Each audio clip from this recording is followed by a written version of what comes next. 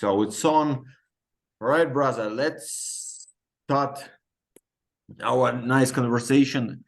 So you as a man who made a big influence on black metal scene back in 1999. So after that, you finished with Dimmu Borgir and you disappeared from the scene. And just everybody's wonder where you've been, how you doing, etc., etc., etc. So I want to know what we're gonna start with. Just let's start about. Do you have any musical background? So because it seems to me like you at that time you was the only one professional on the black metal stage. Yeah, it was really weird. Yes, I started playing guitar pretty young. I was probably like 5 or 6, and I just played like whatever's going on. And then the last 2 years of high school in Australia, I went to a music school. So I did my last 2 years. All you do is English, maths, and science, and the rest is just music. And you get to pick contemporary or classical, and I picked classical because I didn't want to play pop stuff. I wanted to learn the old stuff, and I did that for 2 years. It was quite hard. The theory was really hard, but it was something that I got into, and yeah, I did that 2 years, and I aced it, and that was fine. But then I think on the day after graduation I think I got on the plane the next day to go to Norway, but because I just really wanted to finish that course, you know what I mean? Finish my high school. But I was playing with Lord Chaos like the whole 2 years as well. So it was getting pretty hard to turn up to school and play in a band. But yeah, basically that taught me a lot of stuff, but it wasn't the same as learning from like just learning like albums. Like Master of Puppets I used to play every day, and that was my right hand.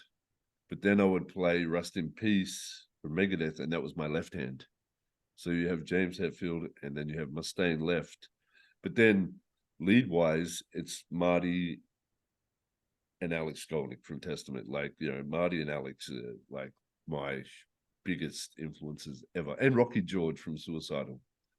They're the three guys that I think that if you could put them together, that's what I used to do. So yeah, I just practiced and practiced and practiced when I was a kid. I was obsessed with it.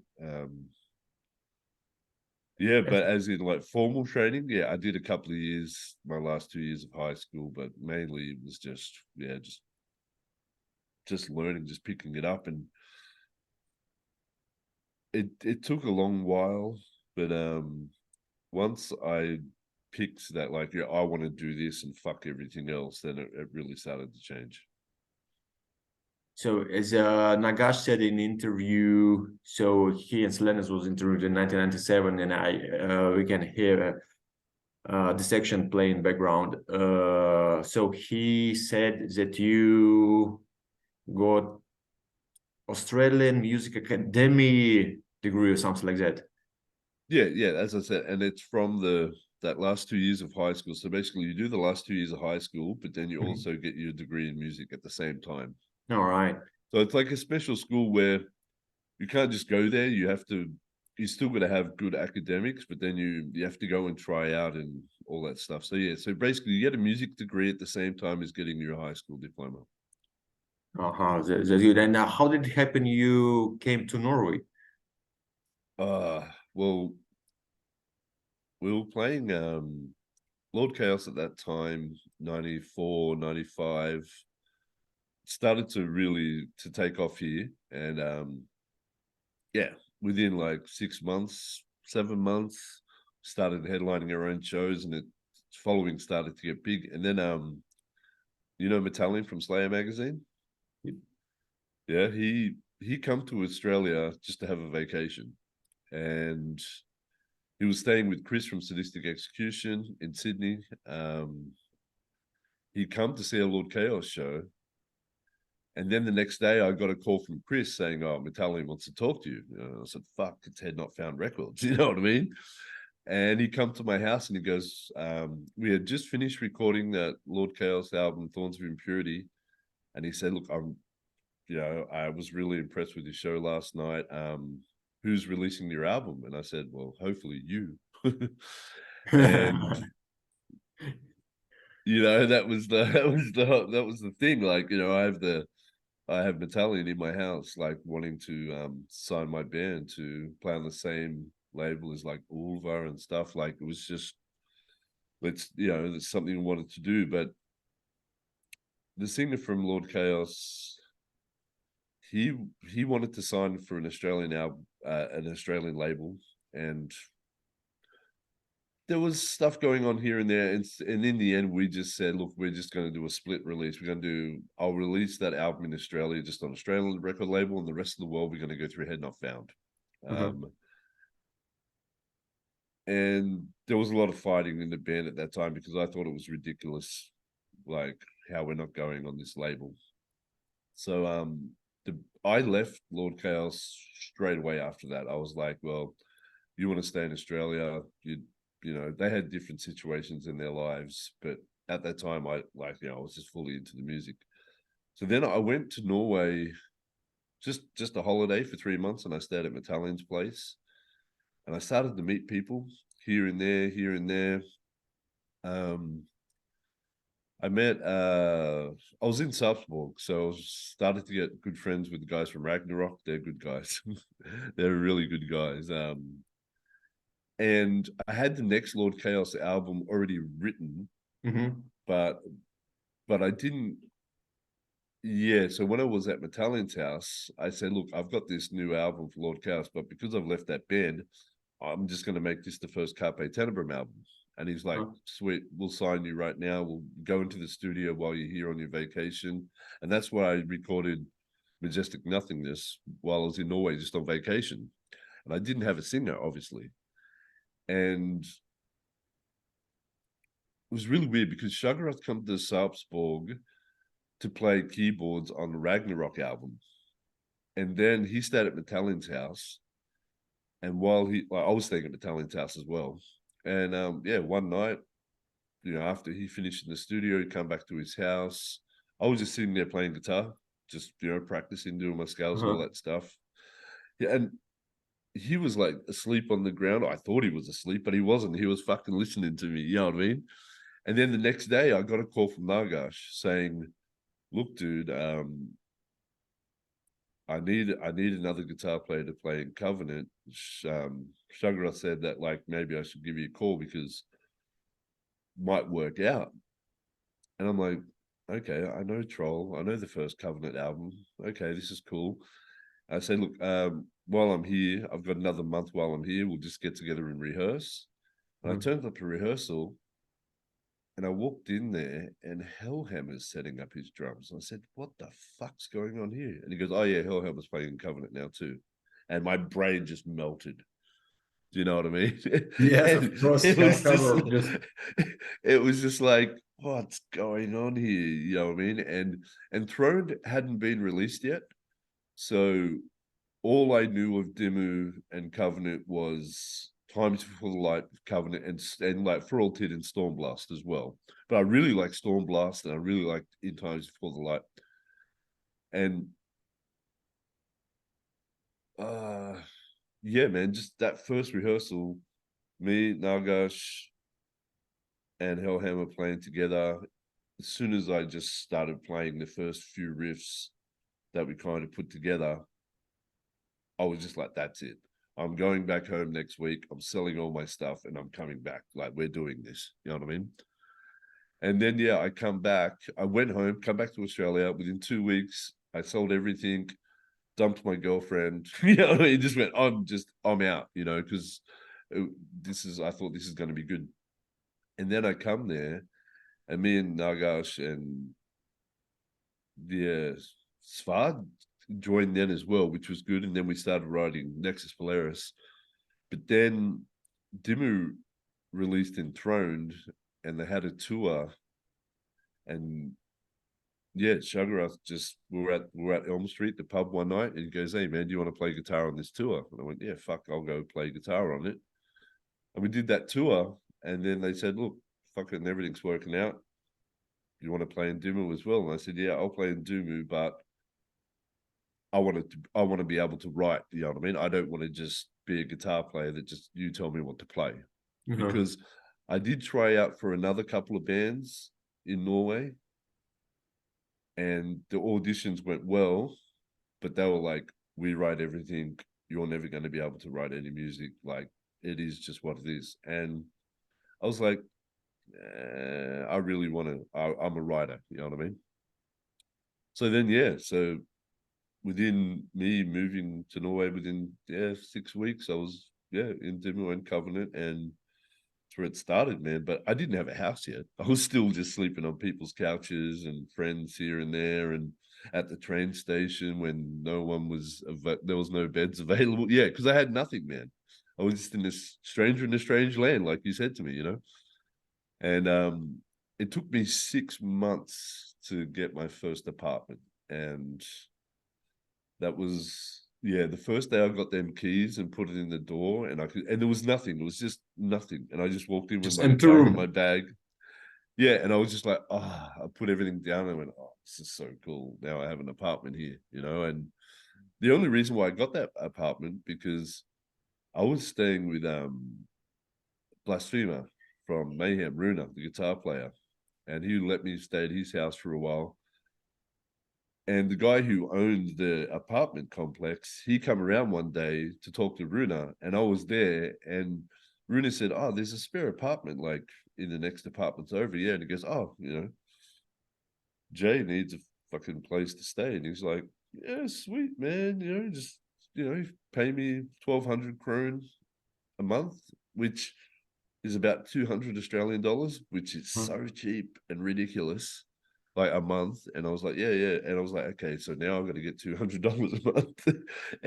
But yeah, once I had that apartment, I lived next door to Blasphemer. And that's when we, started, doing writing spiritual and Nexus. And it became really comfortable. And So but you yeah, didn't have any work at that time. no, I never worked when I was, there's because I'm allowed to stay there for 3 months on just tourist visa, but I stayed there fucking way more. So I didn't have a personal number or anything for about 2 years. And then once we started having to go back in the country, out of the country, in the country, to America, to everywhere, I'd start coming back in. I remember one time they stamped my passport and they looked and they went, man, you're in and out of this country all the time. What's going on? And they still let me come in. But then after that, I was like, I don't want to come back to the airport and then just kick me out. You know what I mean? So then we got a lawyer, an entertainment fucking visa lawyer, but nobody ever before had ever wanted to get a work visa in Norway to be a musician. All So right. my lawyer had to go and write new law, you know what I mean, to make it possible for this to happen. And basically in Norway, it's hard. Like, you can't just get a work visa if somebody else can do that same job, because you're taking a job away from somebody else that's already there. So you have to get everyone to say, no, he's the only person that can do this job, and write laws. But eventually it happened. And then I got I think I got a 5-year visa at that time. And then that was good because I could go back and forward. But by that time, we were started to make money. Like, when Spiritual come out, like, I think that year, like, we probably played like 250 shows in that year. And like, so you're getting enough. We have a manager by that time. Nuclear Blast is like, letting me survive. So it became comfortable after about a year. But yeah, that first period was a very hard slog, man. But we got there, and it was the first 6-7 months was really hard. Oh my God, it's just an interesting story. But anyway, so if you played 250 shows, so anyway, you earned some money. So you, Yeah, I was fine. Like, after that first year, I was fine. that's nice. So you joined Dimmu Borgir first, and after that you joined Covenant, or you just No, joined Covenant them? was first. Huh? I joined Covenant first. Yeah, The Covenant is a little bit different story because so you did touring with Demo Borgir a lot, but you didn't tour a lot with Covenant. We So did two, and we just did two because after Nexus Polaris, we did two tours for that album, and that was okay. But because me and Nagash played in both bands at the time, it started to get to a point where Dimu was saying, "You're gonna have to make a choice soon." You know what I mean? And managers were saying, "You got to pick this or you got to pick this." And then after Spiritual, Nagash picked Covenant, and I picked Dimu. You know, because I started writing the next album, like is it animatronic? I think the next album, right? I still have like probably like 3 or 4 songs on that album, but it just changed. Like all of a sudden, I remember Vargas and the other guys turning up and they had fucking extensions and makeup and walking around town like they looked like Marilyn Manson or something. And I was just like, nah, that's not what I'm into. You know what I mean? You go playing Covenant, I'll stay in Dimu because I really enjoyed Dimu a lot. Like, well, I think Nexus Polaris is a great album, and yeah. it's good to. It was good to be able to experiment into all the classical stuff that's going Uh-huh. on, but Dimu, I liked playing in Dimu a lot, you know, Yeah, because because I knew different styles. Because yeah, exactly, what they turned into, like with all this, like you said, right, Merlin yeah, and stuff. Yeah, yeah, it was and not Rammstein and all that stuff. They really went industrial where that wasn't me, you know, and so we went our separate ways in that way. And then I get when they put the next album out and I see Hellhammer with pink eyeshadow, I was like, nah, man, I'm so glad I left that band. You know what I mean? That's not what you want to see, you know. And yeah. I love Jan, man. He's like he's a really cool guy. But yeah, I'm just glad that I wasn't a part of that. So, but why did you change the style? Because in times before the light, it was rock black metal, right? And Nexus Polaris, like it was something different. So, just did you want to go beyond the black metal frames, or just you was playing something what was coming out from your heart? So that is why Nexus Polaris is what it is. Yeah, from my point of view, or the songs and the riffs that I was writing for it was more. I was just getting more of my classical thing out because I really do like classical music. I listen to it. There's only one radio station that's ever in my car, or if I ever listen to the radio, it's just classical. I just really enjoy it. Um, so on that album, I wanted to put that out. Plus, Svard is a genius keyboard player. He's kind of got the same style, like with that all like Arcturus and that like same classical stuff. But Nagash too, he writes a lot of that album, and the other guitar player, Blackheart. Blackheart, he writes a lot of that album too. I think we had a pretty good balance of everyone, us three writing. But yeah, their writing changed as well. So yeah, it worked. And then we got Sarah in from Cradle, like to do the female stuff. But it was very different. But the animatronics completely different as well. It just went more industrial, and I do like the stuff. As I said, I think I have like 2 or 3 songs on there myself, but that I had written before. But yeah, the way they structure things and was different to how I would have done it. But I just we basically had to pick. Like I picked Dimu, he picked Covenant because Covenant's his thing. Yeah, just Not gosh, that is. got more interesting question about next Polaris.